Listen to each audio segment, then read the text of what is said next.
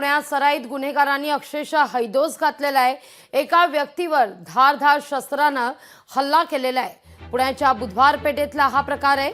पूर्व वैमनस्यातून हल्ला केल्याचा संशय व्यक्त होतोय। आरोपी ड्रग्सची विक्री करत असल्याची देखील माहिती आहे।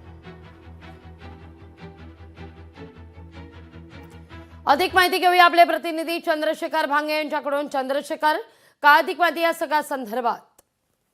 खरं तर लागवी पुण्यातील बुधवार पेठ या ठिकाणचा सगळा धक्कादायक प्रकार आहे आणि यामध्ये आपण पाहिलं की ज्या तरुणावरती हल्ला करण्यात आलेला हे हल्लेखोर ड्रग्ज विक्री करत असल्याची माहिती आहे। पुण्यातील बुधवार पेठ हा रेड लाईट एरिया म्हणून ओळखला जातो आणि या ठिकाणी रात्रभर जे शहर आणि जिल्ह्यातून जे त्या ठिकाणी रेड लाईट एरियामध्ये काही नागरिक येत असतात, त्या नागरिकांना हे ड्रग्ज पुरवले जात असल्याची सुद्धा माहिती समोर येत आहे आणि यामध्ये पोलीस जे आहेत ते अधिकचा तपास करत आहेत। भरतखाना पोलीस स्टेशनच्या हद्दीतला सगळा धक्कादायक प्रकार आहे। खरं तर या सगळ्या तरुणासोबत त्या ड्रग्ज विक्रेत्याचं कोणत्या कारणामुळे हा सगळा वाद झाला आणि हाणामारी झाली याचं कारण अद्याप समोर सुद्धा आलेलं नाही, परंतु एकंदरीत बुधवार पेठ आणि या परिसरामध्ये पोलीस जे आहेत मोठ्या प्रमाणात रात्रीची गस्त घालत असतात, परंतु ही ज्यावेळेस घटना घडली त्यावेळेस मात्र पोलीस कुठे होते याचा सुद्धा प्रश्न जो आहे तो आता स्थानिक नागरिक तिथले विचारत आहेत आणि एकंदरीत पुण्यामध्ये पुन्हा ड्रग्ज विक्री जी आहे ती डोकंवर काढलेला पाहायला मिळत आहे।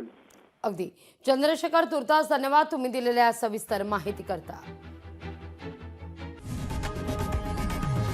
लोकशाही मराठी ऐका, पहा, जागरूक रहा।